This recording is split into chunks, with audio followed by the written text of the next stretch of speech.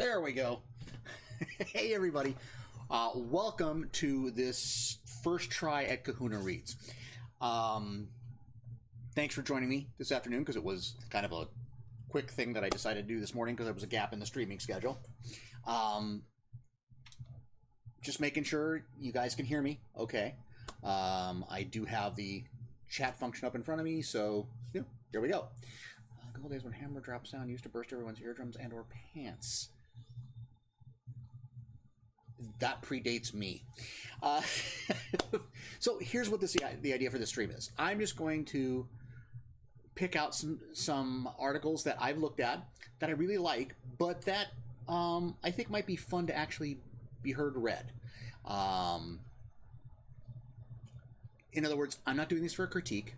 I'm not doing to say, this is a bad article, this is a good article, this is what you could change. That's up to you.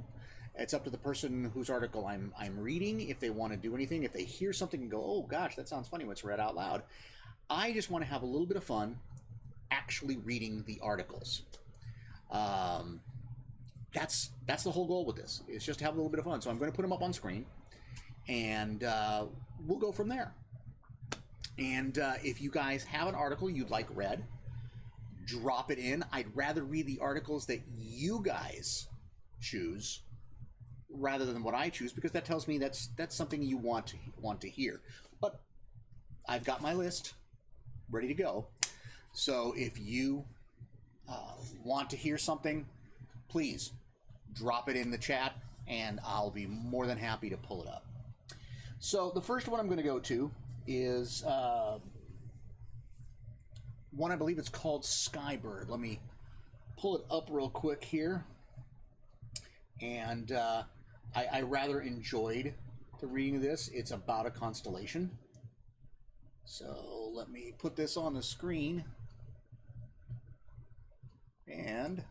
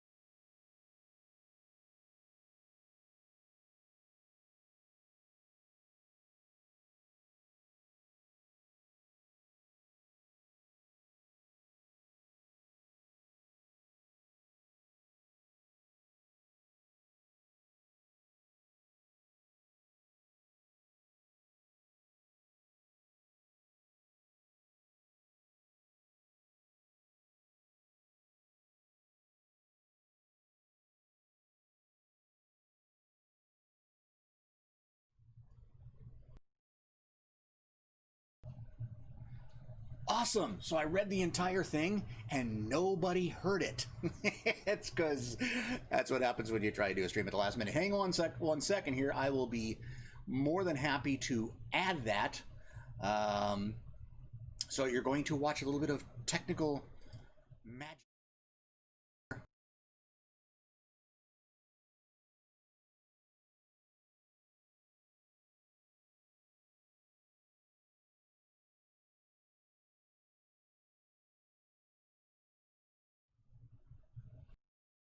Bear with me here while I get this right. You see, it's what happens when you forget to add the microphone into the appropriate scene.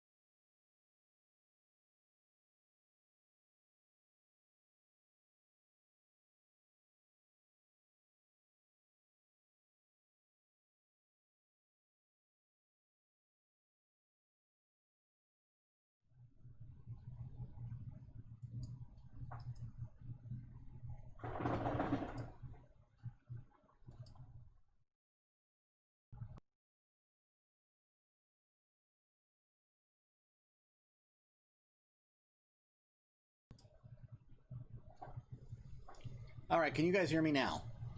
Is that better? Well, let me know. I now need to kill a whole bunch of stuff.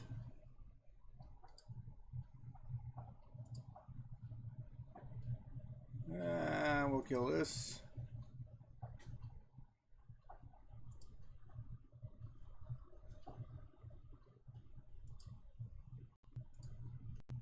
What happens when you just paste a whole bunch of stuff. So you guys can hear me now.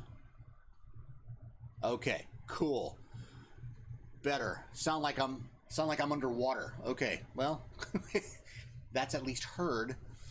Let me do a couple of things here. Make this a little better for you. Yeah, I really should have tested this before I went live.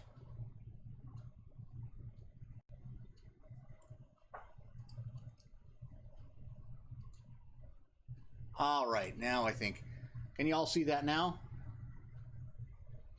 Okay, cool. And no, that's a background noise. Yeah, you may hear. I want to make sure I haven't got doubled up on my microphone here. No, microphone seems okay. Looks like I've got the stream boss in 2 different places, which I really got to do this ahead of time. You know, no more of this last minute thing. So apologize, bear with me. Gosh, this looks so professional, Kahuna. Could you do this on my stream? No. I can't do it that way. All right, I think we've got things cleaned up now. All right. Hey, E-Song, welcome. And looks like the Heffa crew is coming in. Woohoo! Testing is for the cautious.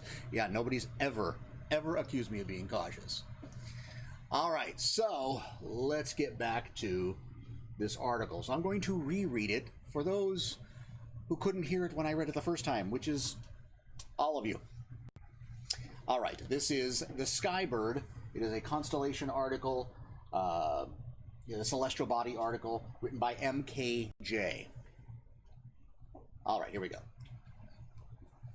The Skybird, divine constellation. The Skybird, named after the animal skybird, is a divine constellation representing Colibri, the goddess of nature and healing. It consists of 6 stars, depicting a bird seen from above.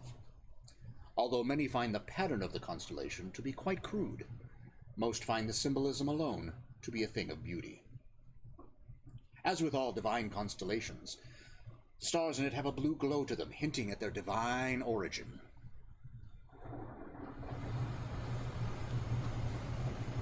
It is said that when a follower of the light needs guidance or comfort, the constellation will be the clearest stars on the night sky, as a reminder that Colibri is always with you. The Skybird has been on the night sky for as long as anyone can remember. Knowledge from the ancient times is very scarce, but it is believed the constellation did not appear on the sky until Colibri ascended to godhood. The Skybird has been a symbol of hope for many people.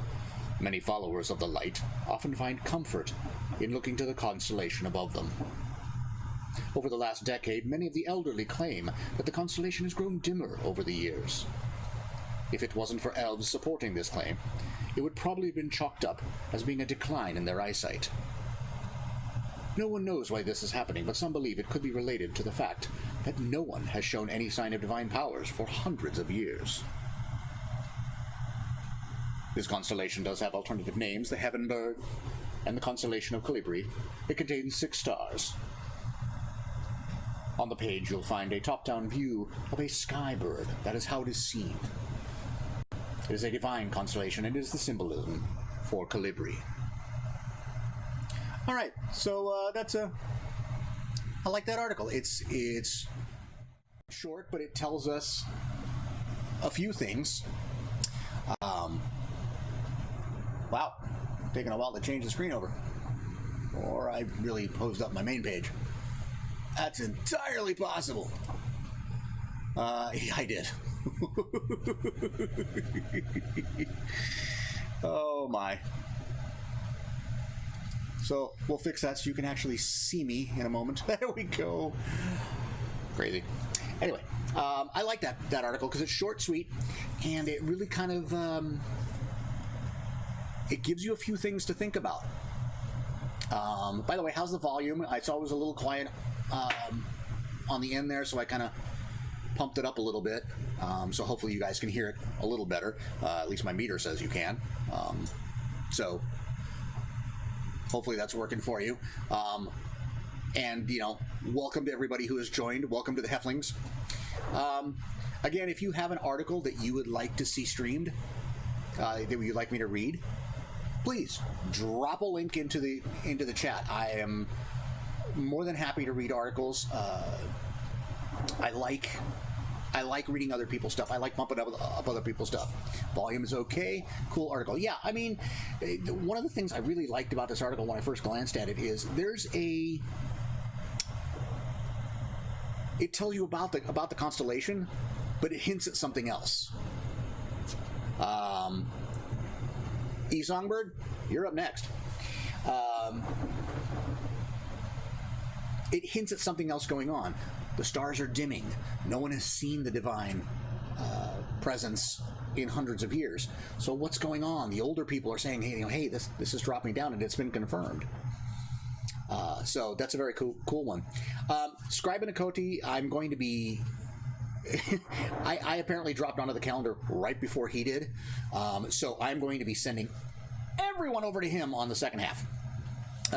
Because I'm only going an hour. This is not a long thing. This is a test thing. I wanted to see how this goes and see how people like it. Oh, we were talking to Song. My bad. That's awesome. I love to see collaboration, so this is really going to be a fun one. So while Scribe is streaming on another channel, I'm going to be reading an article on his and Song's world. Cool. So yeah, I think that's a really nice. It's a short article, but I think it's really nice in how it's put together. So let's take a look at Esong's article here. Let me pull it up real quick.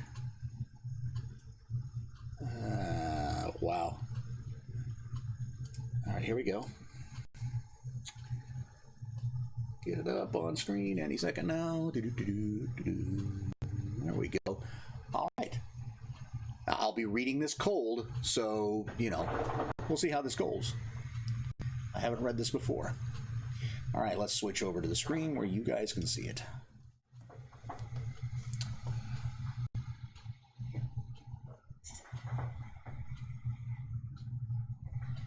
This article is Shards of the Elder One. The 66 shards serve as a conduit to the Elder One, who views the current existence as an imperfect and corrupted one, and sees a rebirth through complete destruction. They are scattered across the material and planar realms. Unbeknownst to each other, both Thadra and Death Dreamer Gar Sharkoth are actively searching for the shards. When united, the 66 soul shard contain enough power to free the Elder One from his divinely imposed prison. The shards attract each other, seeking out the familiar divine energy. An individual who unites 3 shards summons a minor avatar of the Elder One. 6 united shards summon a major avatar of the Elder One. Since the time of the Great Existence, 6 shards have been united, causing the great devastation of the Second Age. Paladins and clerics across the world try to prevent the discovery and union, though few know the full extent of the repercussions should they fail. When a shard is destroyed, its power is released into the worlds, and a fraction of it is absorbed by the other shard. Destroying these shards releases waves of devastation, so it was decided after the shattering that, when found, the shards will be locked up and guarded and not destroyed. Many of these places have been safely guarded for millennia, though the purpose and reason for their guarding has been lost to some, allowing these shards to be sold as desirable gems. The shards were created shortly after the Great Existence. In a rare act of unity, the gods of alignment worked together to imprison the Elder One and his desire for corruption. Aware of their plans, the Elder One made a great prism into which he poured his energy and his essence. He shattered it into 66 pieces and scattered them across the material and planar existences. When the pieces are united, the Elder One will regain his former strength and be able to free himself from his divine chains. There are 66 shards of the Elder, scattered across the material and planar universes. Their meaning has been lost to time. Some have been found and turned into jewelry, decorative hilts, and other ornamentation. Even those within the cult of the Elder One are largely unaware of their existence. The few that are tend to be corrupted by the Elder One, like Death Dreamer Gar Sharkoth, or Deep Keepers of Knowledge within the Paladin communities. All right. I like that one too. Oh, thanks, Q. That's I really appreciate that. Can I read all of your articles as an audiobook? I would be happy to. Not a problem. One of the things I actually want to do in my world is on some of the articles, I want to actually do a voice and basically an audiobook version of an article so that people can hear it as well as see it. 66 pieces, Baltimore's an amateur. Did you see my card? Q, go ahead and repost it. Oh, wait, no, I didn't see it, actually. Where are you? Let me scroll up a little bit here. Nope, yeah, Q, I don't see it, so go ahead and repost it. I would be glad to read that as well. Yeah, I don't see it at all. There we are. All right. 666 shards seems excessive. Yeah, how do you keep track of all that? I like this article. Curses to you for writing the phrase 66 soul shard. When cold reading, that is one of those phrases that is like 66 soul shard. Wow. Okay. I'll get back at you for that one. No, this is a great article. It definitely has a feeling of foreboding. I mean, it's not talking about something nice, and you really get the feel that it's, creeping down on you. I really enjoyed, and I enjoyed reading that one. Supposed to be shards, but I edited. Oh, don't worry about that. I mean, I'm just talking about 66 soul shards. That is a tongue twister of epic proportion. That was fun. All right. Well, there's Q's article, so let me pull that up real quick.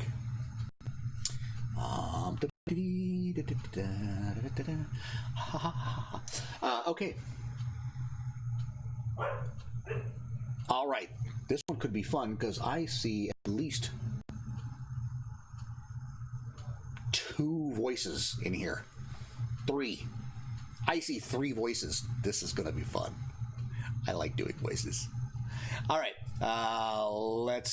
Let's get into the article, shall we?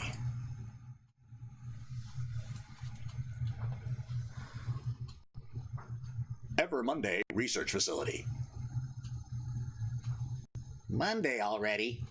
I swear, it feels like it was just yesterday. Killing someone is easy, but killing an idea takes a lot more effort and disregard for human rights. The Ever Monday Research Facility used to be a mid-tier corporate structure where workers went about their daily lives as another cog in the corporate machine.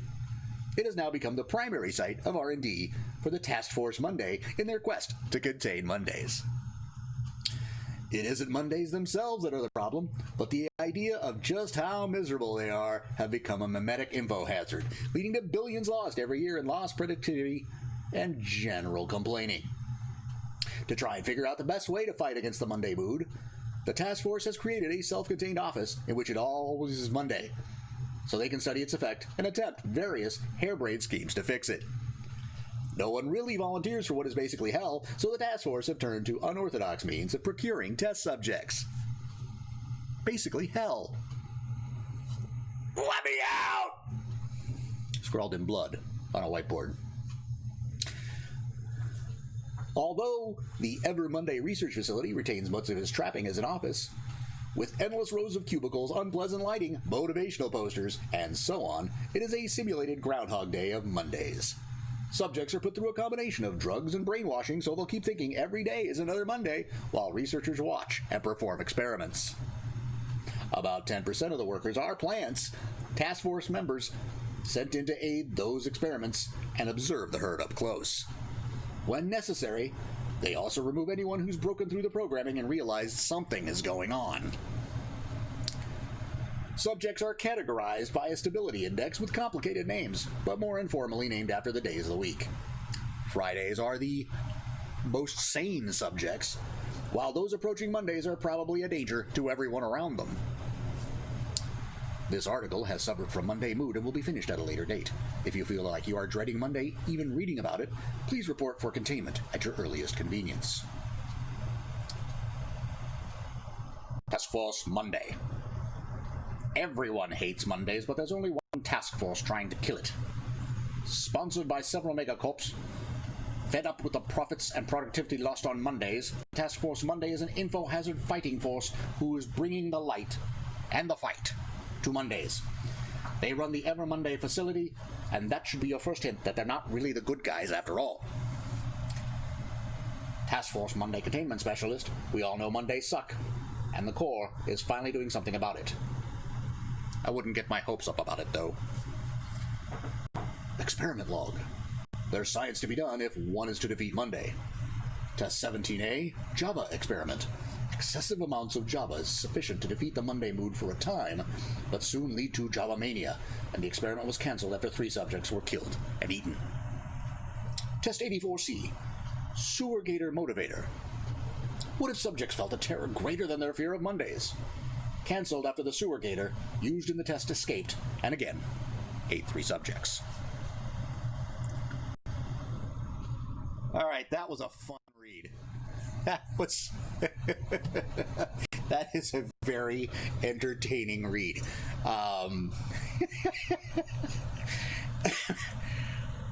my god, I laughed so hard I damn near fell off my chair. I need to do some sort of Megacorp voice. Yeah. Megacorp needs merch, damn it, yes. This is a great article. It was a lot of fun to read. It's humorous. It kind of gives me a feel for what I'm going to see in the rest of the world, although I'm sure there's probably some darker stuff in there. But there's a sense of humor in this that I really, really enjoyed reading. So much fun. Some of the things I really liked, the test experiments, that was my favorite part at the end there. That was just, and they were eaten. It almost felt Monty Python-esque. Had I pre-read this, I would have done this. I would have done the test experiments in a John Cleese-ish voice. That would have probably been the right one for that. So, in fact, let me try it in that voice and see how that plays. Test 17A, Java experiment. Excessive amounts of Java is sufficient to defeat the Monday mood for a time, but soon lead to Java mania. And the experiment was cancelled after 3 subjects were killed and eaten. Yeah, see, that one... yeah, you might need more experiments. Yeah, I think, had I pre-read this... that's the voice I would have used, because it just sounds like it's the way you wrote that last line. You know, the 3 subjects were killed and eaten. It just sounds like something out of a Monty Python sketch. So, well, awesome, great article. This was a lot of fun to read. You know, it just that's where it is. You know, these kind of articles really entertain me. Again, if you have an article you want me to read, throw it in there. This is not a critique. I'm not going to go through. Look, I'm reading these cold, so I'm going to make mistakes. And, you know, the performer in me says, just keep going. Just keep going.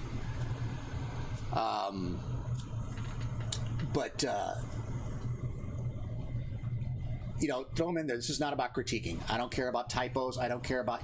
Look, I'll read through it and I'll figure it out, and I'll I'll do it, because this is just for fun, and it's kind of a fun read. So if you got them, throw your links in there, because this could be a lot of fun.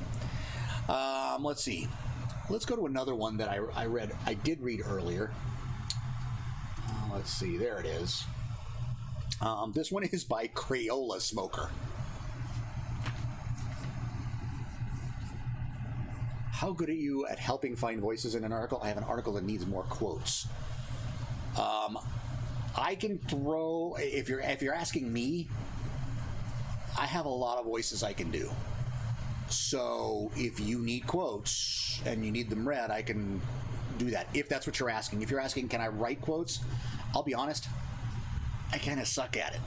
I have a hard time writing quotes. I can read them just fine, but after hearing Ella Fitzgerald butcher Mac the Knife and Just Keep Going, I've lost my sense. Yeah, and that's actually one of the greatest recordings of Mac the Knife ever. She just completely trashes the lyrics, and she just goes into a scat and keeps going. It's a great version. All right. So this next one is called The Story of Fuskar's Quill. And folks, if I'm reading these and I mispronounce it, I apologize ahead of time, because I don't want the pronunciation to, mess things up for you. So I apologize in advance. I will try my best on the difficult pronunciations. Having said that, let's get into another article. All right.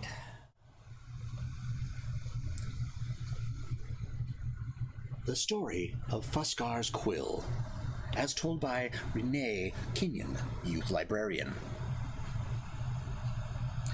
Long ago, before any of our parents or grandparents were born, the great library of Calior existed on the island of Erudition in Kings Bay. And in that library lived an ancient librarian named Elias Fusker. Now, ever since his first days, newly apprenticed to the library, Elias has had a voracious need for knowledge. Once he had a question in his head, whether his own or from someone else, he spent every off-duty minute, and a few on-duty ones, devouring pages to find the answer.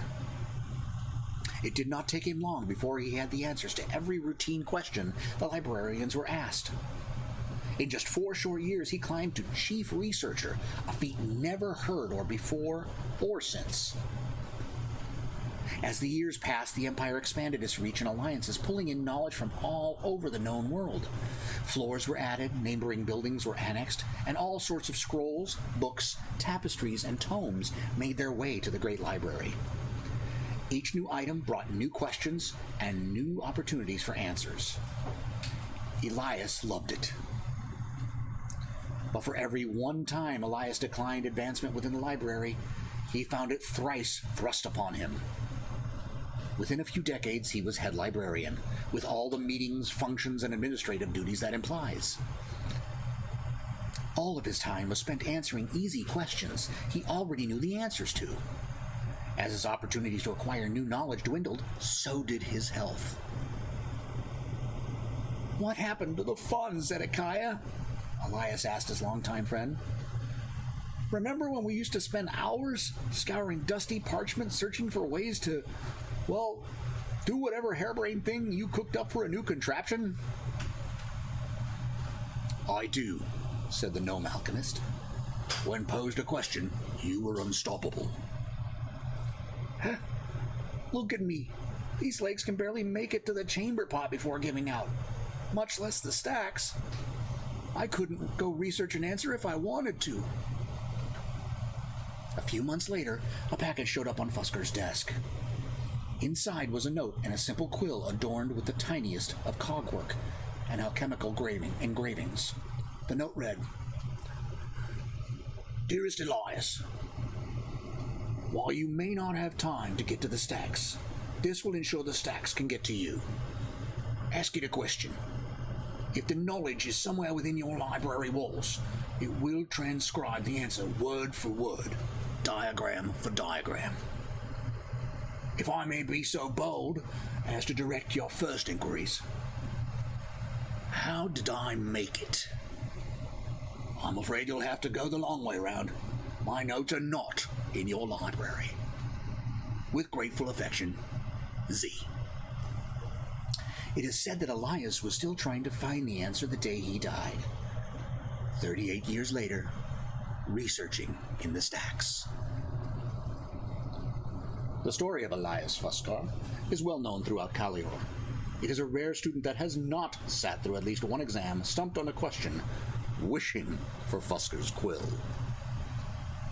In some versions of the story, the quill is a gift from the lower librarians who miss Elias's frequent presence and guidance in the stacks. All right. That, to me, is a great little story. It tells of a unique piece, and it's wonderful. I especially want to hear the quotes. Nobody's done them yet. Okay. Then I will. You're up next, Bob. We'll get there. This is a great story. Because it adds a little bit of flavor. I don't know how important Fuskar's quill is to this world, and it doesn't really tell me, but it does tell me a lot about Elias, and a bit about his relationship with Zedekiah. That they are, they're good friends. They get into, from the looks of it, they get into a fair amount of shenaniganery.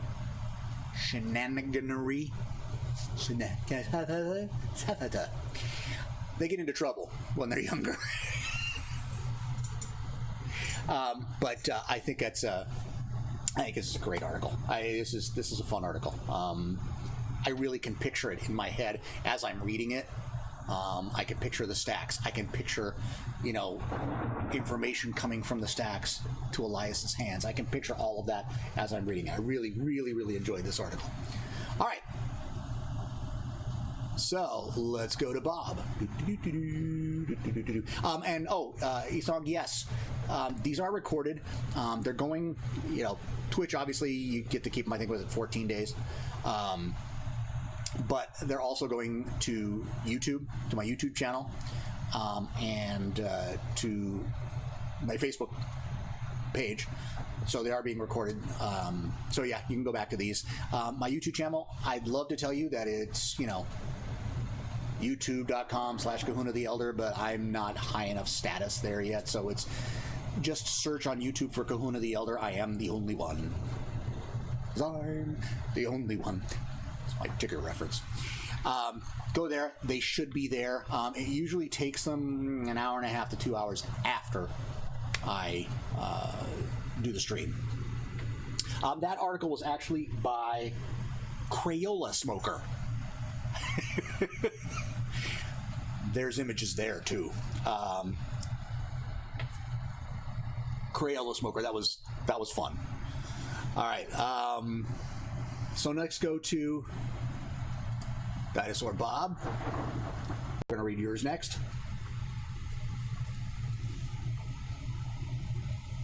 "3 Days for the Seafarer" is what this looks like. I'm thinking this is... I'm not sure. Bob, I'm not sure what kind of article this is.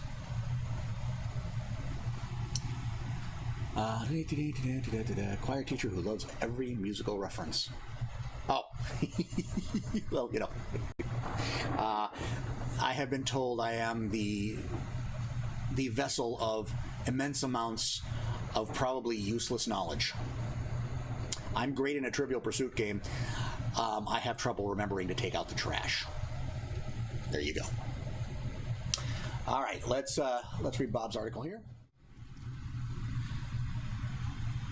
Let's let that pull up on screen. There we go.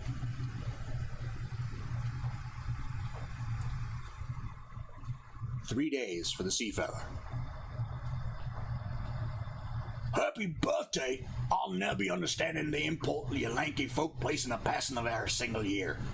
What are you celebrating anyways? Surviving? Getting a year closer to your long nap in the dirt? We seafarers celebrate when there be something to celebrate. The day we gets our names and our clan. The day we first steps aboard a ship and go to sea. And the day we start putting the learning we got to good use as a full-fledged crewman. That's a seafarer chiding a human merchant passenger celebrating a birthday at sea. Dwarves are long-lived folk, and so do not place as much importance on the passing of a single cycle of the seasons as do the shorter-lived folk like the humans and goblins. What is the meaning of 1 year when a dwarf fortunate enough to live a full life will see more than 350 more? But there are 3 birthdays that the seafarers do mark with special ceremony, for these are the days that turn a child into a seafarer dwarf. These days are Naming Day, Sailing Day, and Arrival Day. Naming Day is a tradition celebrated by all dwarves, not just the seafarers. This is the day that an infant truly becomes a dwarf. It is the day that her name is proclaimed to the clan. The day that name is added to the genealogy of the clan. Naming Day is a tradition that dates back to the days of the first dwarves born to the awakened ones, and its ritual has been passed down unchanged. All heritages of dwarves, from those beneath the mountains to those that ply the seas, mark this occasion in the same way. Unlike Naming Day, Sailing Day is a milestone unique to the dwarves of the seafarer heritage. For this, the day, as close to a young dwarf's 10th birthday as is feasible, when the child leaves behind the land-based home of whichever relatives raised him, and he begins his life at sea. Sailing Day marks the end of childhood and the beginning of an apprenticeship during which the young dwarf will learn all the skills of the seafarer. Arrival Day is the last of the 3 important birthdays, and is also uniquely a seafarer tradition. While it is not necessary to tie this day to a particular anniversary of the dwarf's birth, most seafarers attempt to have it coincide with their 20th birthday, 10 years after their signing day. Arrival Day is the day when a young dwarf completes the solo sailing trek undertaken to prove a mastery of the sea. The journey would have begun at least 2 weeks earlier with little fanfare, other than a few well wishes from the crew of the ship on which the dwarf has been serving. This journey is expected to involve a difficult course from whatever starting point is convenient to the home port of the dwarf's family and crew.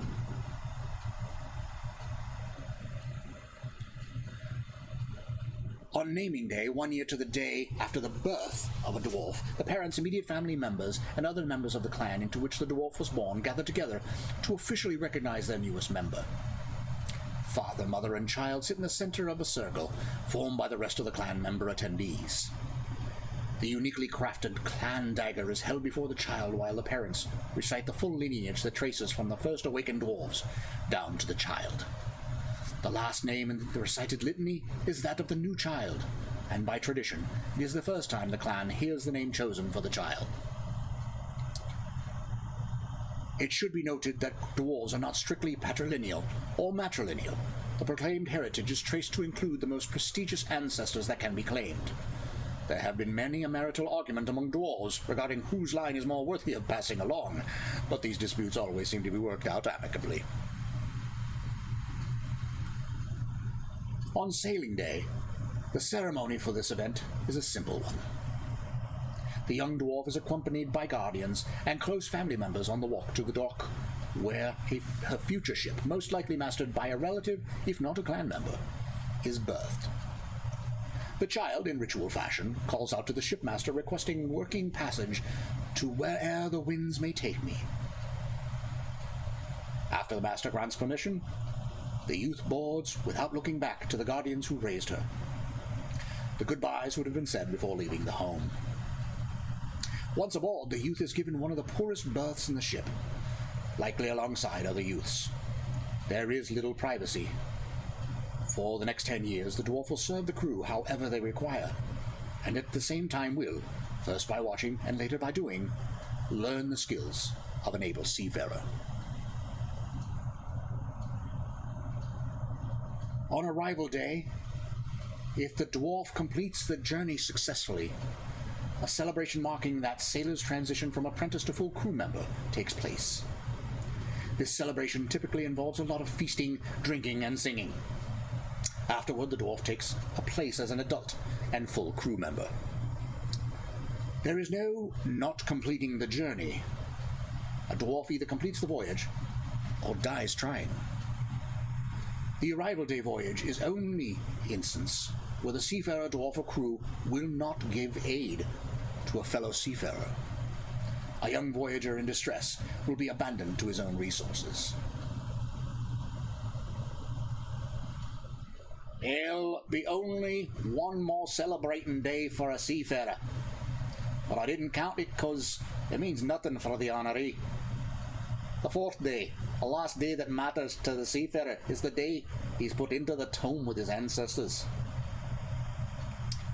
A seafarer completing his discussion with his human merchant passenger. All right. I'm sorry for not realizing that this was in column form all the way down. This was great. This really was. This added a flavor that was amazing. Fun to read, obviously. I got to do at least 3 voices there. But now that I look at the page, the way it's laid out, it's beautiful. The breakup of the 3 columns in the middle, the way the images kind of broke up, the string of text. Again, my apologies for not recognizing that. One of the dangers of reading them cold is that I saw half the page and not realizing that there was another whole half beneath it that were part of the columns. So Bob, I totally apologize for that. But you know what? This gives so much detail into these seafaring dwarves. And I can see that this was a birthday article. So it really worked real well. So I really like this.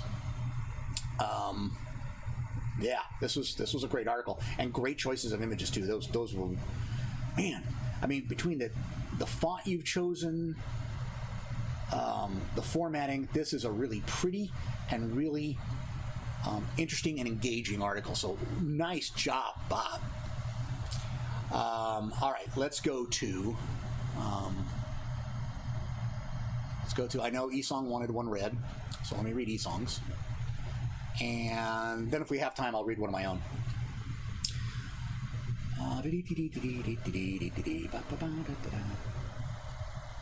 Aha.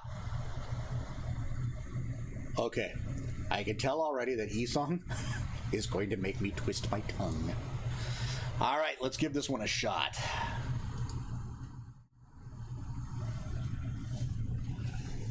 A Trident of the Deep. A Gadalatha legend. And that's why Jinnis has to go to warrior summer camp, right, Mama? So he can defend us from the Sahuagin and the big deep warrior monsters? One day when I grow up and get my fins, I'm gonna find the trident myself. That way, he can stay home and play with us. Copa, age 5. Shortly after the formation of the Great Existence, 4 guardian spirits dwelt in the darkness of the ocean depths. Locked into a vicious battle, they tested each other, searching to find the strongest among them. So great was the fierceness of their struggle that they tore holes through the planar fabric of reality, creating an opening to another place, a dangerous place full of hunger and hate. Horrified, the spirits saw how the damage they caused threatened all forms of life in the deep ocean caverns, and swore to make amends for what they had done. Seeing the might and strength within the Trident tribes, they each bound themselves to a tribe near each of the 4 planar tears, pledging their power and protection. But the ultimate symbol of this promise was the Trident of the Deep. Working alongside the great Trident shamans, the 4 spirits forged this mighty weapon, imbuing it with mortal and immortal magic. The shamans and spirits traveled together to each planar tear. Even with the power of the shamans and the spirits, the Trident of the Deep was unable to repair the damage. Instead, they were able to create a seal over each gate, locking the evil inside for a time. Every year, the Trident would pass from one tribe to another, carried by a shaman-selected champion, tasked with its use and protection. And every time the shaman would use the Trident to reinforce the planar seal, it absorbed some of the magic of the seal into itself, allowing the champion to unleash some of its terrible might onto the tribe's enemies. During the annual Great Marrow Migration, the champion would take the Trident to the next tribe, where it would stay until the next migration. And thus, they lived in peace and safety as the Trident passed for generation after generation. But this did not last. The Sahuagin, jealous of the Trident's might and strength, attacked the Gadalatha tribe. The shaman cried out for help from the other planar tribes, but no one came. Torn between her duty to the Trident and her duty to the tribe, the champion stayed behind to defend her home, unleashing the full power of the Trident against the doomed Sahuagin. Unable to leave before the Great Marrow Migration, the champion was forced to travel during the Ocean Bloom. On her way to the Ledaratha tribe, a bitter Sahuagin warrior attacked the champion and took the Trident, leaving her body to rot in the deep ocean caverns. Without the power of the Trident, planar seals started to crack, and demons slipped through the growing fissures, destroying the Ledaratha tribe. Bitter and scared, tensions arose between the three remaining tribes. They broke the agreements of old, scattering to survive. Only the Gadalatha tribe remained by their gate, pledging to keep the monsters of the deep contained. But legend has it that the Trident of the Deep knows its purpose, and if found, can be restored to its power and glory. The old ways can be made new. The fourth tribe restored, the doors closed, and the ocean made safe again. The four Trident planar tribes are the Gadalatha, the Savolsnatha, Ledaratha, which unfortunately has been destroyed, and the Enasnatha. The item itself is a Trident. It is a magic weapon. It is lost, but its purpose is to create and reinforce the deep planar seals. True? It's probably a story spread by the local antique store to try and sell a rusty old spear. Alright, I like that one. I get a full history on that one. That is awesome, Esong. I need to scroll back down here. I'm way behind in the chat.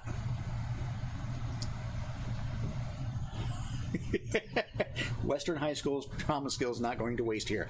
No, yeah. My phone died, had to run back to my desk. To say I need to add some vertical bars. I'm going to redirect the reading stream. Okay. Voices are a thing for me. I've always been able to do voices.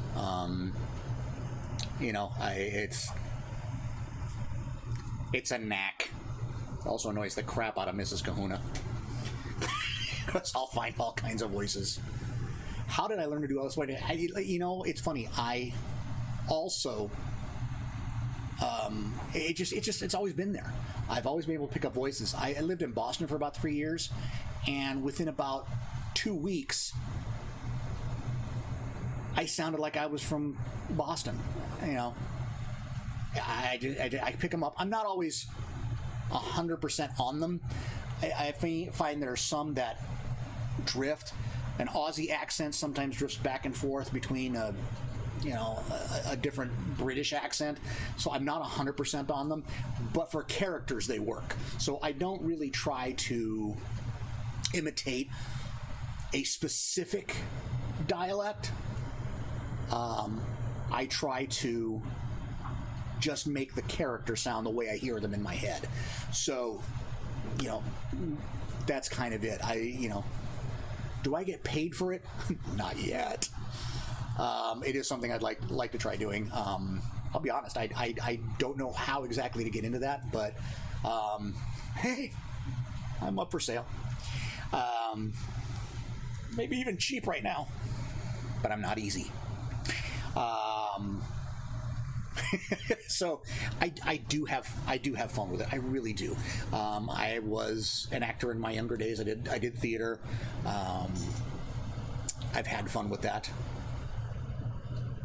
10 from affiliate. Yep. I'm 10 away from affiliate. Yeah, we'll get there. I'm not really disappointed about it. I've only really been streaming for a week and a half. So the fact that I'm 10 from affiliate, I'm actually super stoked. Sometimes, I'll get pouty about something that happened. You know what? I pout for half an hour and then I'm fine. I leave the pity party and go off and do the work. Now,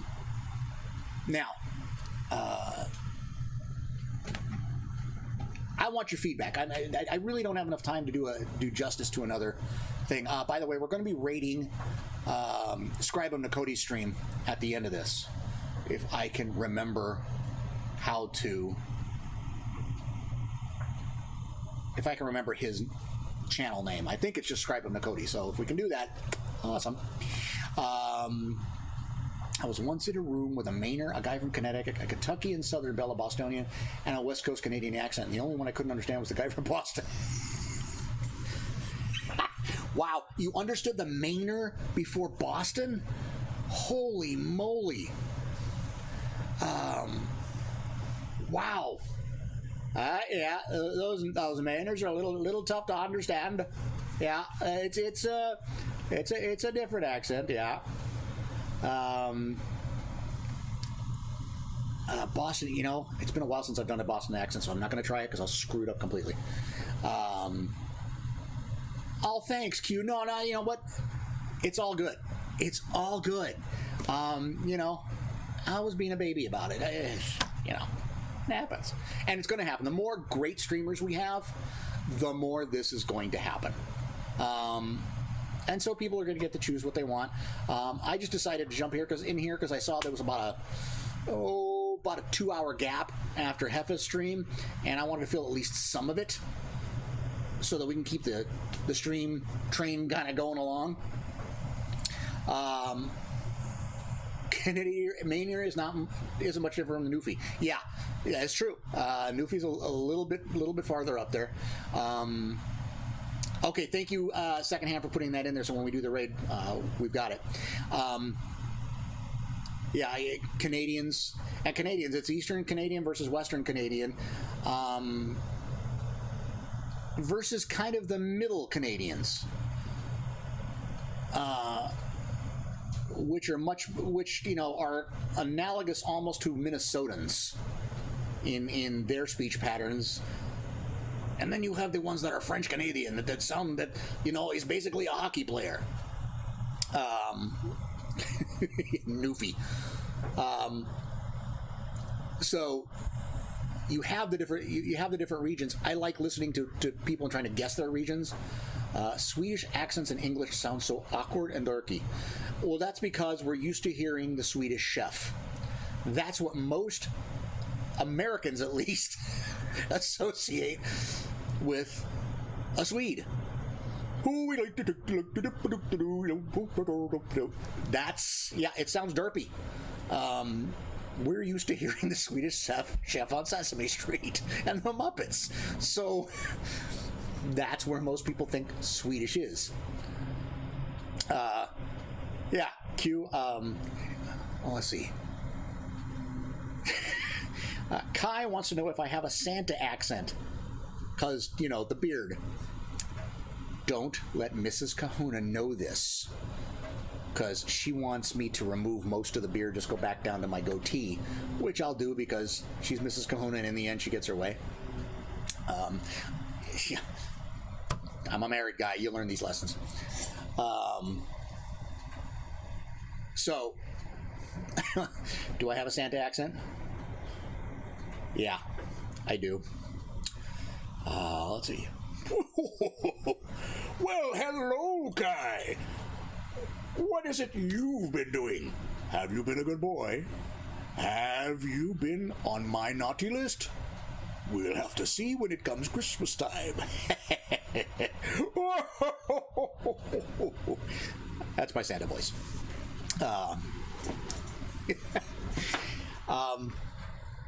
Yeah, I play with voices all the time. My kid used to have me read her stories. She loved me reading the Harry Potter books to her. The Harry Potter books, and then the other ones were the Fablehaven books. The Harry Potter ones were easy because all I had to do was kind of imitate the voices that we'd seen in movies.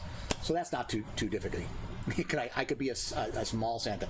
Yeah, my wife would kill me if I was a mall Santa, because she just, she doesn't want any thought of being married to a guy who looks like, he might be hundreds of years old. If you ever write a Christmas fantasy, I hired.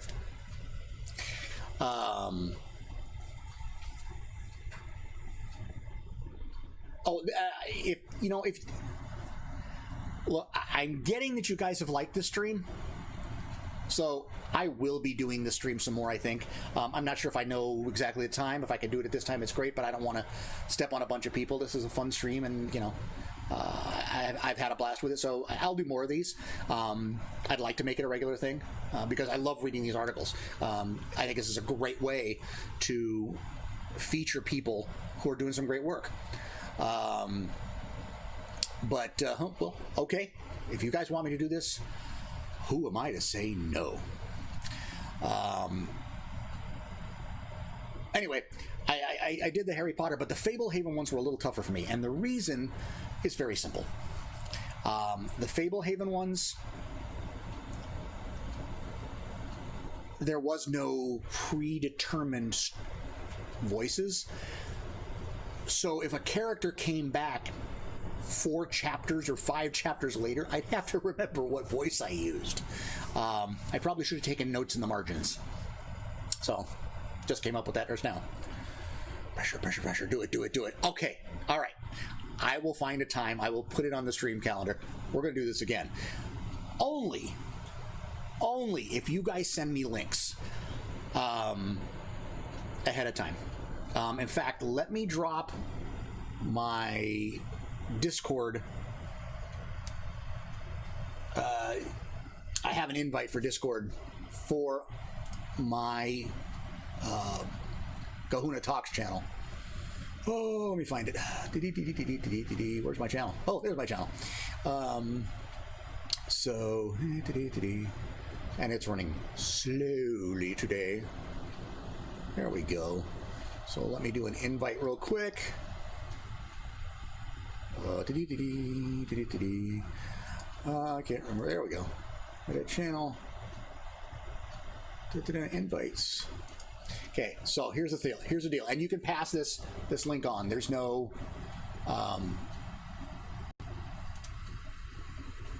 Okay. I'm not seeing how to get to the invites. All right, look. Just go to. All right, secondhand. Probably need your help on this one at some point. I will send an invite, but on the Kahuna Lair channel, there is a Kahuna Reads link. Go there. If Kahuna and Sable ever stream at the same time, we're going to be torn. I will try not to. I will. If you send me the links in the Kahuna Reads, those will be the ones. I will pre-read them, so I'm a little more prepared, and I don't make mistakes like I did with Bob's, and we'll go from there. It's about time. Let's do this raid. So it's raid.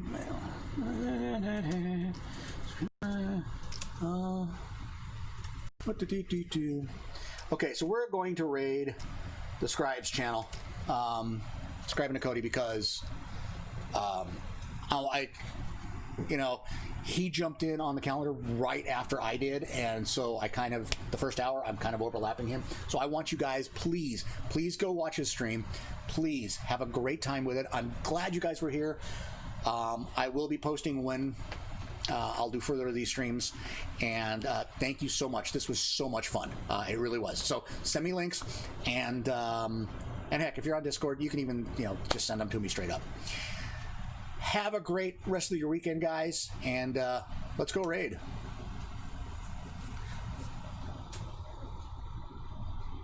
So here we go. Maybe. Pretty sure I did that right.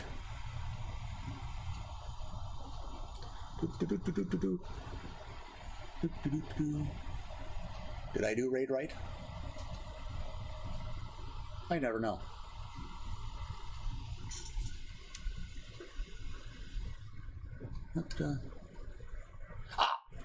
Thank you. That's what I needed. Thank you, raid.